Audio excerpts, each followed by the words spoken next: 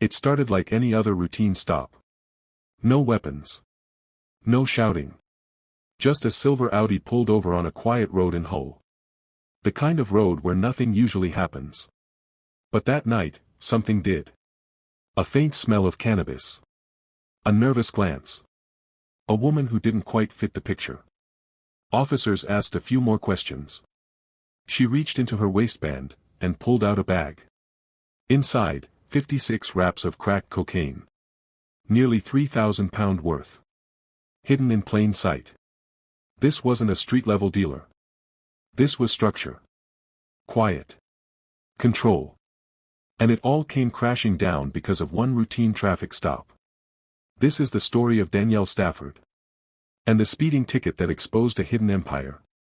Welcome to CrimeCast UK, where we uncover the real stories behind Britain's most unexpected criminals. Today's case isn't about gang wars or violent turf battles. It's about what happens when the appearance of success hides something entirely different. And if you're new here, make sure to like, subscribe, and turn on notifications. You won't want to miss what really happens behind closed doors. Danielle Stafford was born and raised in Hull, Yorkshire. A city once defined by its docks is now better known for its museums, universities, and a quiet resilience. She came from a working-class family with middle-class ambitions. No run-ins with the law. No troubled past. Just the kind of upbringing you'd expect from a girl who did everything right. She performed well in school, earned a place at university, and eventually qualified as an engineer. It was the kind of trajectory parents hope for: stability, education, and progress.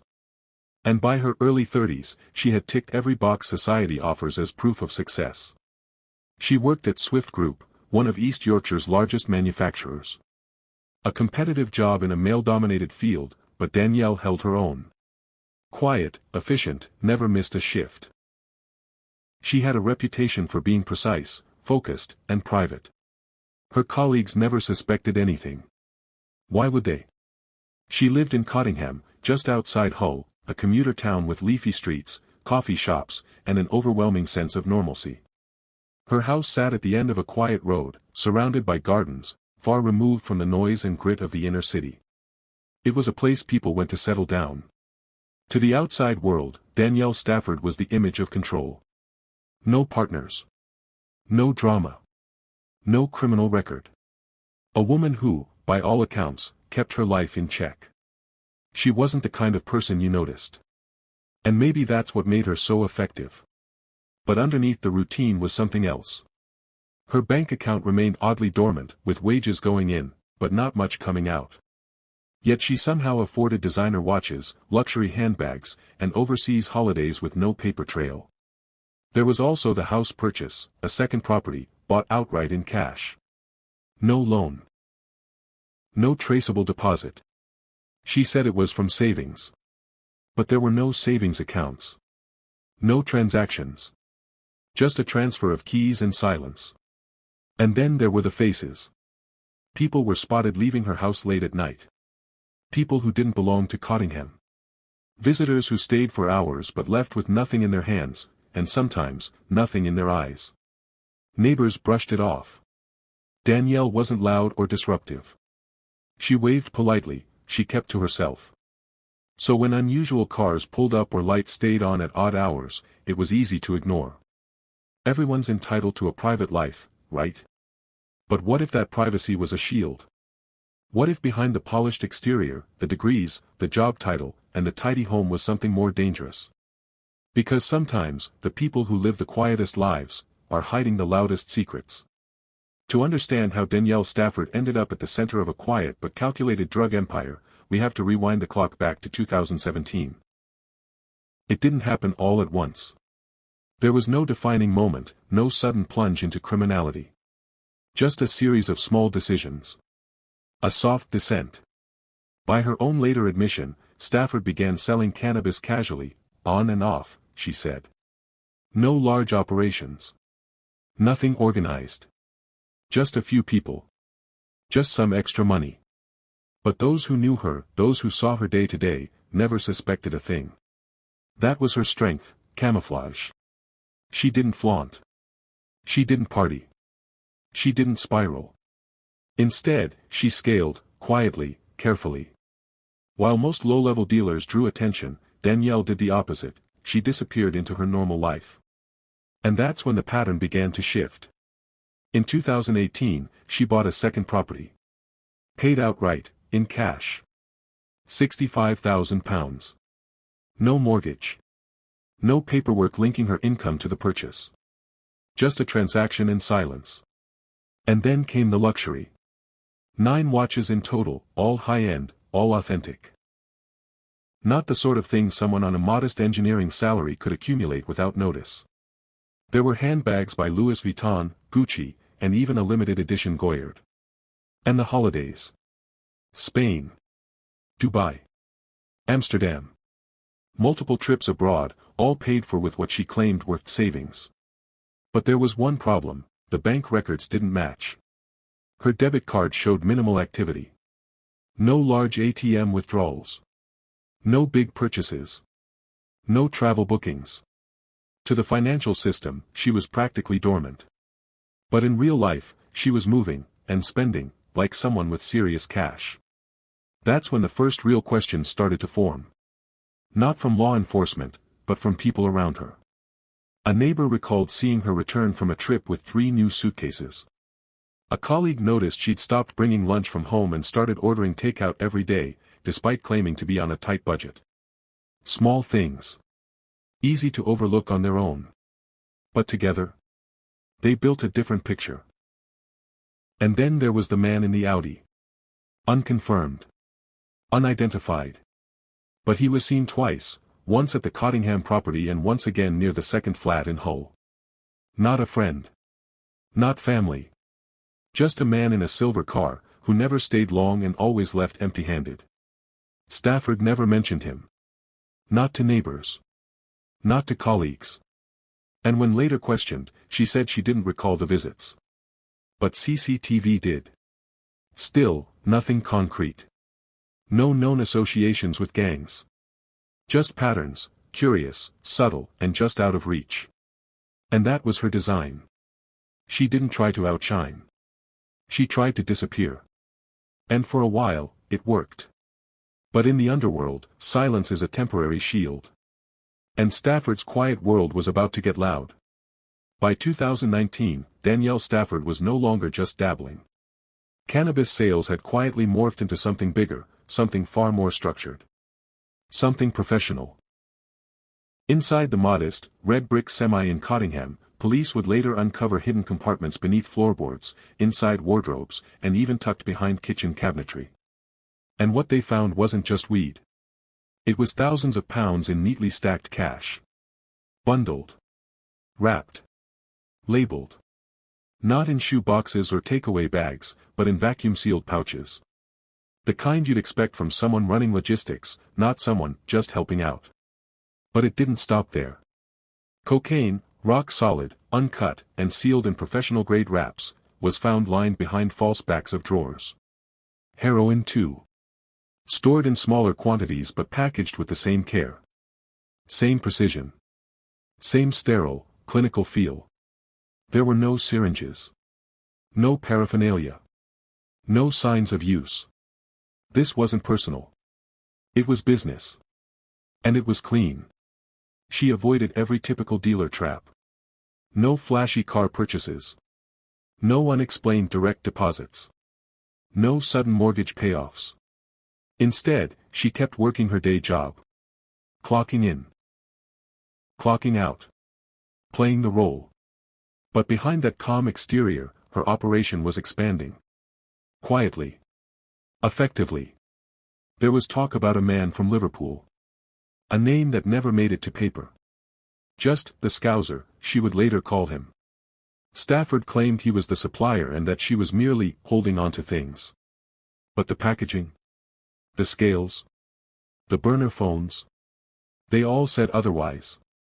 Neighbors remained oblivious. One described her as quiet, polite, always took her bins in early. Another said she once helped fix a leaking gutter for the old woman next door. That was Danielle's brilliance. She didn't just blend in, she disarmed suspicion entirely. Meanwhile, her second flat in Hull began to take on a strange rhythm. Lights on at odd hours. Short visits. No furniture except a small folding table and a chair. It wasn't a home. It was a hub. One visitor, caught later on CCTV, stayed for just 3 minutes. He walked in with nothing. Walked out with a black rucksack. Stafford claimed she didn't even know him. But the man had called her phone 5 times the night before. This was no part-time side hustle. This was distribution, planned, resourced, and protected. But in the drug world, silence never lasts. You can hide the money. You can dodge the noise. But eventually, one wrong move lets the light in. Then one evening in May 2020, a speeding car, and a faint smell, would bring it all crashing down. It was early evening, May 2020. A quiet Hull road. A speeding vehicle. A routine stop. Nothing more, at first. The car, a silver Audi, pulled over calmly. No panic. No shouting. Just one woman behind the wheel, composed, polite, maybe even a little too calm. Officers leaned in. A faint smell. Familiar. Sharp. Cannabis. She didn't argue. Instead, she reached into the center console and handed them a small silver wrap. "That's all I've got," she said. Her tone was casual. Cooperative. Almost rehearsed. But something didn't sit right. The officers asked her to step out of the car. Standard procedure. What they didn't expect was the flurry of activity that followed. First, the smell grew stronger as they approached the interior. Then came the residue, on the seats, the floor, and the folds of a handbag. Enough to suggest more than just personal use. Then her phone lit up. Once. Twice. 10 times. It didn't stop. Within minutes, 30 calls. 20 messages. All from different numbers. Short, coded texts. One simply read, "You good?" Another, "Need 2.5." To someone who didn't know the world, it would sound meaningless. But to trained officers, it was the vocabulary of transactions. A silent network pulsing behind a single device. And then, a glance. One officer noticed it, a subtle shift of her hand, adjusting her waistband. Nervousness? Or something more? When they asked, she didn't deny it. From beneath the elastic waistband of her joggers, officers pulled out a tightly wrapped bundle, crack cocaine. Lab tested and weighed, 2,800 pound worth. It was no longer about a smell. No longer a cautionary search. In that moment, the mask slipped. The model citizen. The quiet engineer. The woman with no record, no signs, no history. She was now at the center of a full-blown narcotics investigation. And while she claimed she was just a mule, just holding it for someone else, the truth was about to grow far more complicated. The empire she built was no accident. And now, it had begun to collapse. Within hours of her arrest, officers secured a warrant and descended on her Cottingham home. The raid on Danielle Stafford's home was supposed to be routine, just a follow-up, based on a roadside search. But what officers found when they stepped inside would leave even veteran investigators stunned. It began in the kitchen. On the table, a banana box. Not unusual, until you looked closer. Inside, 2,500 pound worth of cannabis, already broken down into street-level deals. Next to it, Ziploc food bags, stacked in piles. A set of digital weighing scales. 2 glass jars with residue inside. The smell was sharp, unmistakable. But that was just the surface. In the bedroom, police opened drawers filled with neatly folded clothes. Tucked beneath a pile of gym wear, bundles of cash. Thousands of pounds, rolled tight with elastic bands. More in handbags. More shoes. One envelope, buried beneath a winter coat, held 4,000 pounds in 50-pound notes. And then came the garden. Behind a shed, concealed beneath a layer of gravel and a wooden plank, officers discovered a bunker, purpose-built, compact, and dry. Inside were 475 individual wraps of Class A drugs, crack cocaine and heroin. The street value? Just over 17,600 pounds. Each wrap was heat-sealed. Labeled. Arranged in trays, almost like a filing system. Not the method of an addict. Not even the method of a low-level dealer. This was distribution-level management, logistics. Every room in the house had a role. The kitchen. Processing and packing. The bedroom. Cash holding. The living room. Communications and record keeping. And the garden. Storage. Compartmentalized. Deliberate. Police noted the organization, even down to the bags used, double-lined, scent-proof, the kind you'd only know about if someone showed you. Someone experienced. Perhaps most telling of all, Danielle's salary from Swift Group was untouched. Her bank accounts showed no signs of stress, no suspicious inflows. No large purchases. She hadn't needed the money. What she earned from her day job sat idle. This wasn't side income. This was an entirely separate life, profitable, invisible, and, until now, perfectly hidden. From the outside, it looked like a modest home on a quiet Cottingham street. But on the inside it was an empire. Nearly £27,000 in bundled cash. Designer handbags. 9 luxury watches. Glass jars filled with cannabis. Dozens, then hundreds, of tightly wrapped parcels. Crack cocaine. Heroin. Class A substances stacked and coated. Some hidden in drawers, others buried in a locked garden bunker. The scale was undeniable. But Stafford's story was just beginning. In interview rooms, she distanced herself. Claimed the man from Liverpool, the same one mentioned in passing before, was the mastermind. That she was simply storing the drugs. A favor gone wrong. Pressure, she hinted. Maybe even fear. When asked about the handbags and watches, she smiled and said they were fakes, gifts from friends. Nothing valuable. Nothing illegal. But prosecutors had been watching closely. Her phone records. Her travel. The flat was purchased outright. The holidays with no financial trail. And now, the drugs. The cash. The calls. Forensic investigators matched her DNA to packaging. Her fingerprints on bundles. Her financial records showed a lifestyle impossible to fund on an engineer's salary alone. In court, Stafford appeared calm. Controlled. Still wearing the persona of a woman misunderstood. But as the evidence stacked, text messages, location data, surveillance, something shifted. Midway through the trial, she changed her plea. No longer denying. No longer deflecting. Guilty, on all counts. Judge Mark Berry delivered the sentence with measured clarity, 7 years and 6 months for supply of Class A drugs and possession of criminal property. In his words, this was not a momentary lapse. Not a one-time mistake. It was a well-organized criminal operation, masked by respectability. The rise had been quiet. But the fall? Unmistakable. Following sentencing, the court imposed a financial order under the Proceeds of Crime Act, £96,263 to be repaid, within 3 months. Failure meant another year behind bars. No public record confirms whether she paid. And so, the quiet engineer turned drug dealer fades from the headlines, leaving behind questions, silence, and a legacy built on concealment.